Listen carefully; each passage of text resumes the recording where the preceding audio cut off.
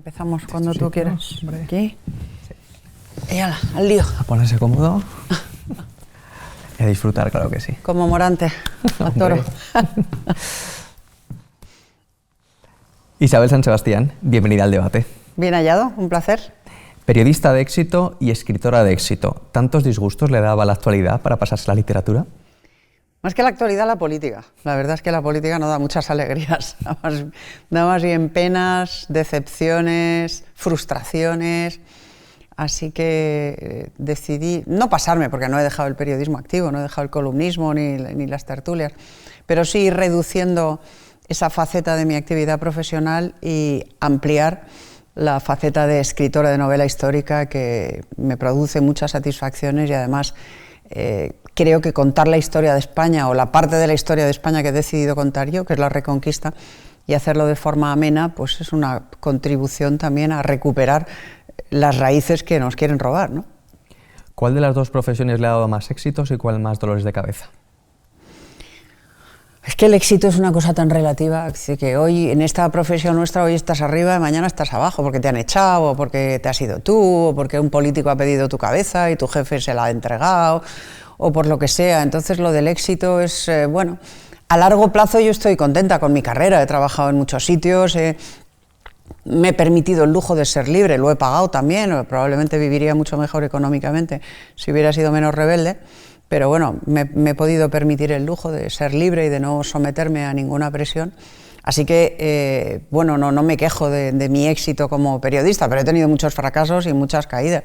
Y como escritora, la verdad es que no he tenido grandísimos éxitos, o sea, no me han dado el planeta, ni me lo darán jamás, por razones más allá de las literarias, ¿no? Pero por razones evidentes. Pero muy bien, mis novelas se van vendiendo, soy la autora de novela histórica más leída en España, mujer, por eso digo autora, y en consecuencia estoy muy feliz y me lo paso muy bien escribiendo, así que no renuncio a nada. ¿Han pedido su cabeza? La mía muchas veces, sí, vamos, la ha pedido mucha gente. La ha pedido, si le preguntas a tu jefe Abieto te lo confirmará, la ha pedido muchas veces el PSOE y el PP, los dos partidos. Han pedido mi cabeza en más de una ocasión, sí. Pero vamos, en general, salvo en Antena 3, donde la entregaron sin vacilar, los que estaban entonces, pues Ernesto Sáez de Buruaga y el consejero delegado que estaba... Ernesto Sáez de Buruaga era el jefe de informativos, y el que estaba de consejero delegado entonces, que la entregaron sin vacilar. En general, en los periódicos, los directores han aguantado y no la han entregado. ¿Se paga un alto precio por ser libre? Se paga. Un precio metafórico, es decir, un precio en términos de trabajo, de que no te fichen en tertulias, de que te veten en medios, en muchos medios, etcétera, y un precio monetario normal, o sea, porque cuando te echan de un trabajo, por ejemplo, a mí cuando me echaron de Antena 3 me costó un dineral, o cuando me levanté yo y me fui de 59 segundos porque me habían insultado directamente, aquello se pagaba muy bien, o sea, que la dignidad tiene un precio tangible, económico. Pero bueno, merece la pena. Yo siempre me las he arreglado para salir adelante, haciendo pregones, lo que fuera, menos venderme, lo que fuera. La visigoda, la peregrina, la dueña, todos son títulos y protagonistas en femenino de alguna de sus novelas más exitosas. Reivindica con ellas, entiendo, el papel olvidado de tantas mujeres en nuestra historia. Sí, pero no lo reivindico como está de moda hacerlo ahora, utilizando conceptos contemporáneos para reivindicar supuestas marginaciones pasadas. No. Lo que reivindico es un papel concreto que tuvieron muchísimas mujeres en la España cristiana, concretamente en la Alta Edad Media, porque esas mujeres procedían de una herencia matriarcal muy sólida y muy arraigada y muy visible, que imperó antes de la cristianización en toda la cornisa cantábrica y que dejó huella. O sea, que mis protagonistas femeninas no son, digamos, mujeres del siglo XX o XXI trasplantadas al siglo IX o X, son mujeres del siglo IX, X, XI, perfectamente insertas en su época histórica con arreglo a los valores y a las costumbres que regían entonces, olvidadas y marginadas en las crónicas de época, porque esas crónicas fueron escritas por hombres siempre y casi siempre por clérigos cuya misoginia era bastante evidente, ¿no? Y la plasmaron en sus crónicas. Me cuentan que Asturias es el lugar donde siempre empieza sus novelas. ¿Tiene algún hábito, alguna rutina más? Bueno, Asturias es siempre donde las pienso, sí, porque Asturias tiene la magia de producirme paz. Yo a Asturias recalé después de dar muchos tumbos y después de tenerme que ir de una forma bastante abrupta de mi propia tierra, del País Vasco, y Asturias me produce paz y felicidad, con solo pisar su suelo. De hecho, con este calor que estamos teniendo estoy deseando irme para allá y pisar musgo y que llueva, pero allí las pienso siempre. Hábitos, por ejemplo, en Asturias no puedo escribir. Tengo que escribir en Madrid, así que tengo que repartir el tiempo entre allá y aquí, porque allí me distraigo demasiado. Tengo que venir aquí, encerrarme y escribir. Escribo de día, por la tarde ya, a partir de las 5 o las 6 de la tarde ya no soy productiva. Mi cabeza ya no rige. Bueno, no tengo demasiadas manías, pero bueno, algunas sí. Me gusta siempre tomar notas a mano antes de pasarlas al ordenador. Bueno, alguna manía que otra, pero no demasiadas. Cuénteme ese concepto de máquina del tiempo en el que usa para sus obras. Pues efectivamente, es que una novela histórica no es solo contar una sucesión de acontecimientos, desde mi punto de vista. Una novela histórica es trasladar al lector a otro tiempo con todo lo que ello implica. La historia que va a vivir en ese tiempo, pero todo lo que ese tiempo supone. Los tejidos, las comidas, los olores, la mentalidad de la época, todo. Y entonces para eso hay que construir una máquina del tiempo. Para eso tienes que documentarte lo suficiente como para convertir tu novela en una máquina del tiempo que atrape al lector, que lo introduzca en esa máquina y que lo traslade a vivir una aventura histórica en otro momento histórico. Y en un momento en el cual el lector tenga que ver lo que se veía entonces, oler lo que se olía entonces, comer lo que se comía entonces, pensar lo que se pensaba entonces, temer lo que se temía entonces, odiar lo que se odiaba entonces y ver normal lo que se veía normal entonces. A mí no me gustan los anacronismos. O sea, si tú estás escribiendo sobre el siglo X, por ejemplo, no puedes escandalizarte ante la esclavitud porque era lo normal, o ante la tortura porque era lo normal, o ante el modo de vida de la época, ¿no? Tienes que intentar ser muy honesto con los elementos materiales y también con los conceptuales. Si tuviera que escribir un libro sobre la España actual a día de hoy, la que estamos viviendo, ¿cuál sería el título? El hundimiento. No sé, ya escribo columnas todas las semanas, 2 sobre la España actual, y llevo muchos años escribiendo sobre la España actual. Y la verdad es que no sé qué título le pondría, pero en este momento, si pusiera un título emotivo, digamos emocional, no informativo, sino emocional, sería la decepción y la preocupación. Y un título, digamos, no emocional, sino definitorio, de gente como Pedro Sánchez, Yolanda Díaz, Pablo Iglesias o Alberto Núñez Feijóo.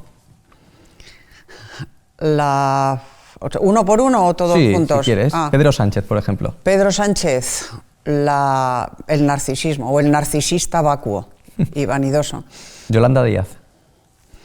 La nada sonriente. Irene Montero. La soberbia suprema. Alberto Núñez Feijóo. La esperanza por concretar. ¿E Isabel Díaz Ayuso, por ejemplo? Una máquina. Usted tiene ascendencia vasco-navarra y, por desgracia, ha sufrido también en sus carnes lo que es ETA. ¿Qué siente cuando ve a Bildu convertido en socio prioritario del gobierno?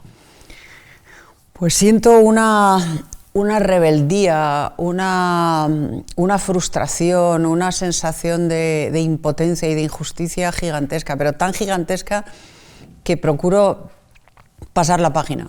O sea, me pasé 11 años de mi vida con guardaespaldas. Mis hijos crecieron con miedo, sobre todo mi hija pequeña, que todavía le produce pesadillas a día de hoy. Renuncié a la libertad de movimiento desde los 40 hasta los 52 años, una época dorada de la vida. Vi asesinadas a personas amigas. Conozco a otras muchas que perdieron a sus padres, a sus hijos, a sus hermanos y no se han repuesto. Y ver cómo ahora todo esto se pretende convertir en una historia de un enfrentamiento entre iguales, que hay que pasar página y hay que solventarlo con una equidistancia bien pensante, me produce tanta desazón que ya creo que no soy capaz de aguantarlo más. Ya lo he sufrido mucho tiempo, lo he padecido, lo sigo denunciando en mis artículos, etcétera, pero ya llega a un nivel de de malestar que por mi propia supervivencia y por mi propio bien intento pasar la página y no profundizar demasiado.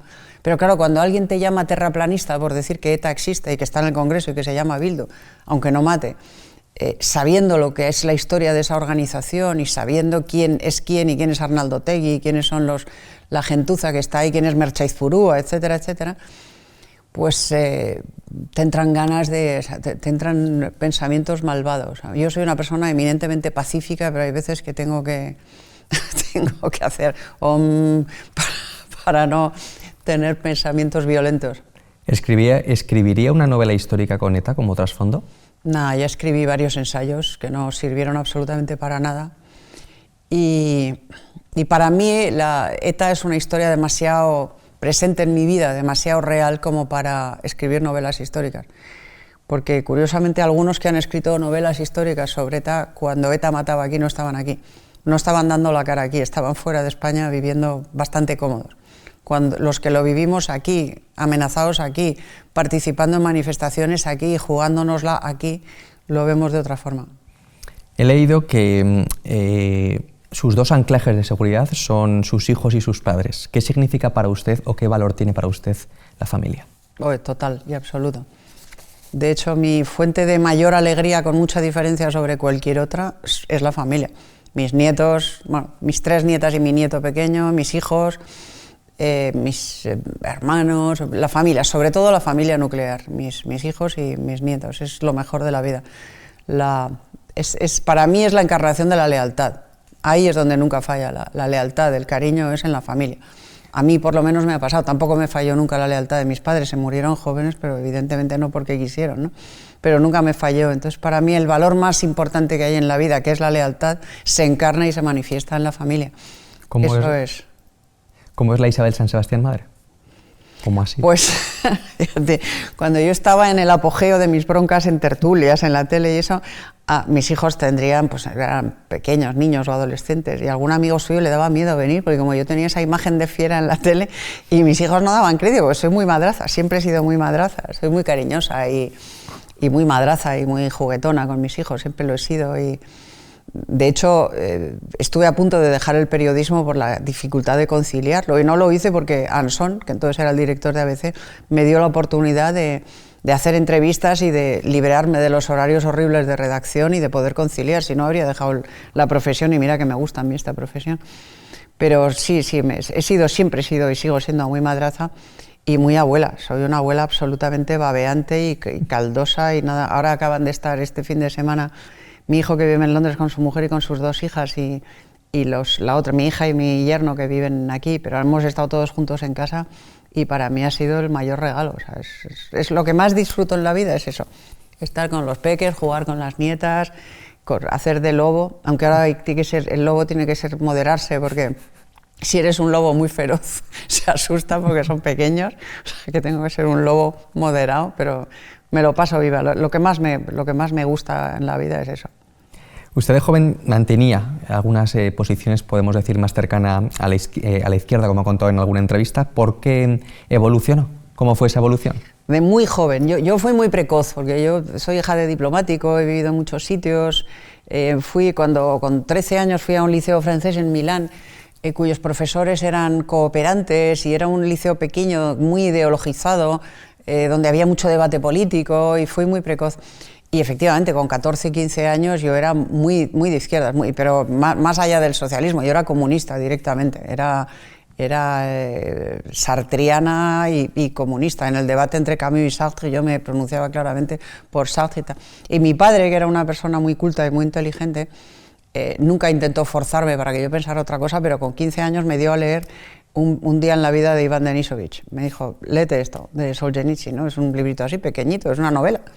Es historia novelada, y aquello me golpeó, me caló muy hondo, y después de eso leí La Rueda Roja, leí todo el archipiélago Gulag, y allí se acabaron mis veleidades comunistas. Nunca más.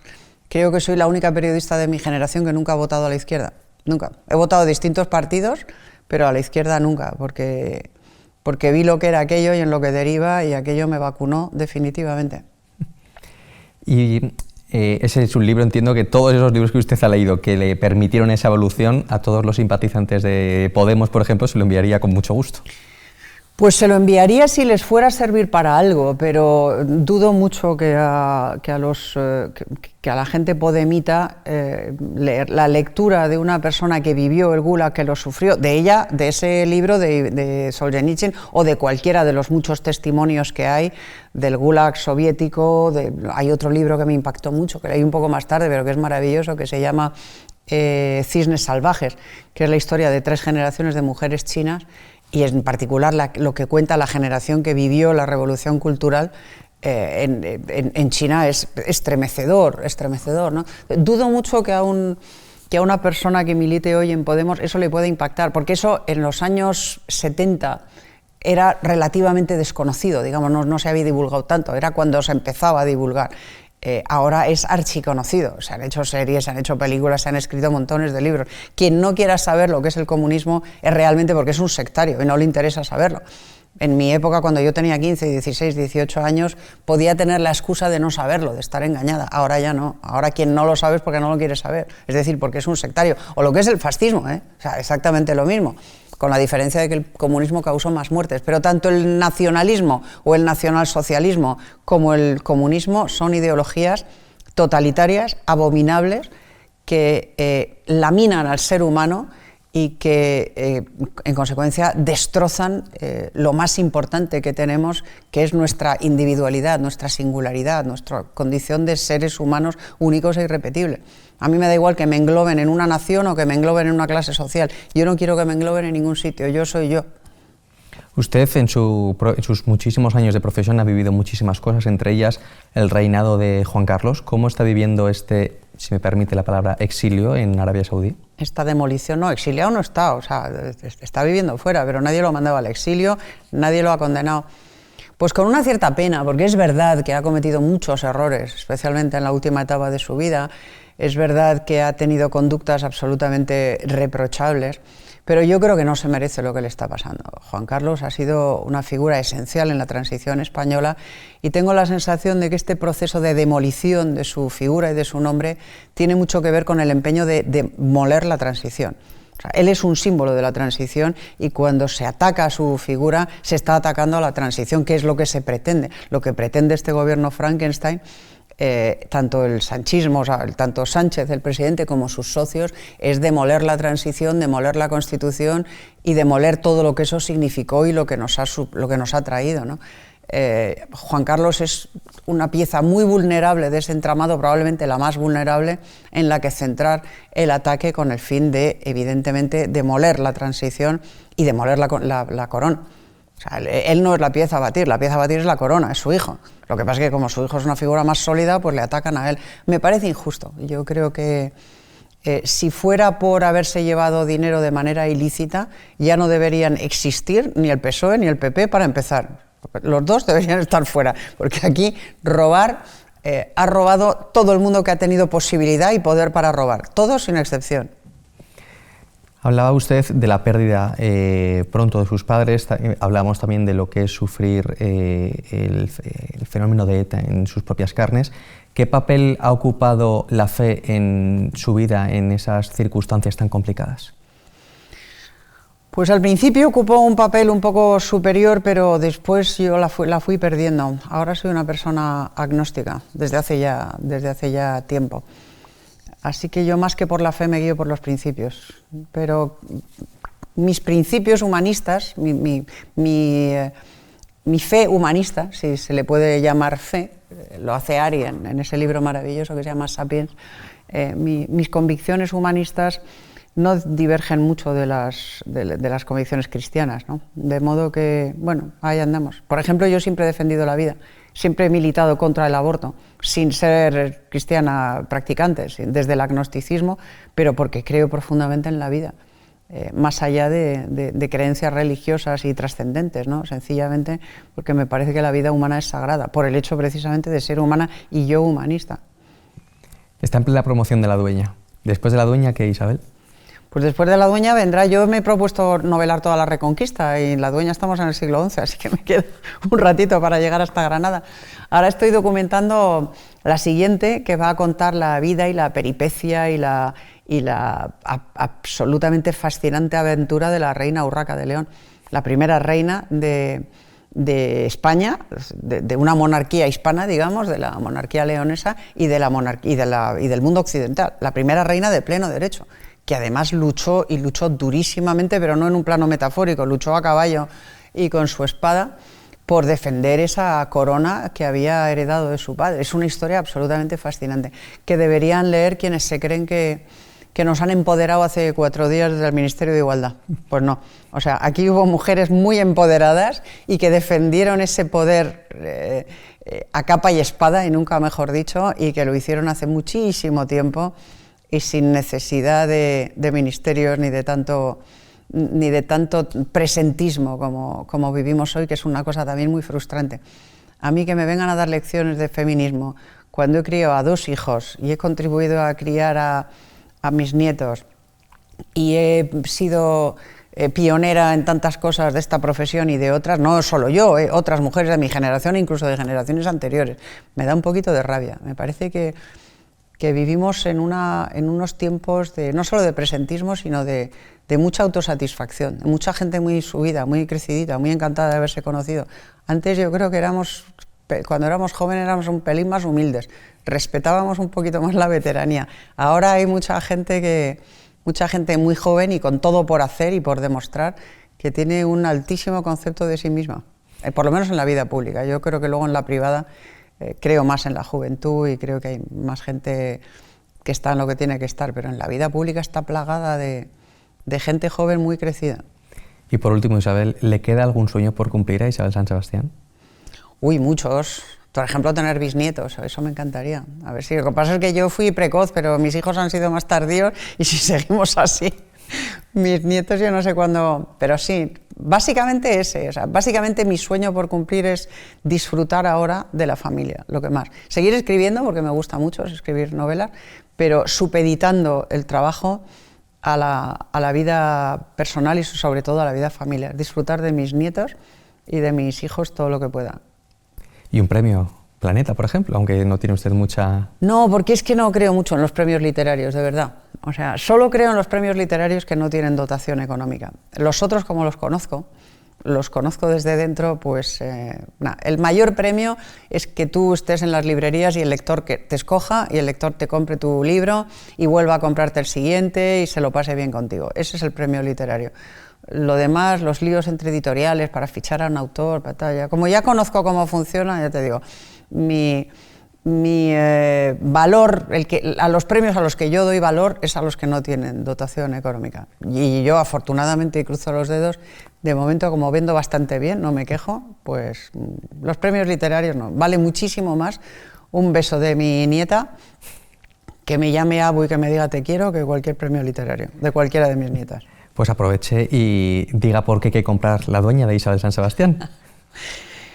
Bueno, porque es historia de España, es historia de un momento determinante en nuestra historia, que es la Reconquista, y es la historia de una mujer, de una abuela, madre, esposa, por supuesto, que lucha con toda su inteligencia y con toda su fuerza y con toda su determinación por defender a su familia y por defender lo que es suyo. Es decir, es una historia absolutamente humana, es una historia llena de emoción, yo creo, y llena de sentimientos, sin dejar de ser en ningún momento una novela histórica que retrata un siglo terriblemente convulso y complejo como el siglo XI, en el cual, por cierto, se produjo un acontecimiento histórico de primera magnitud que fue la Reconquista de Toledo, capital del antiguo reino visigodo de España, y ya nunca se perdió Toledo, ya Toledo siguió siendo cristiana siempre.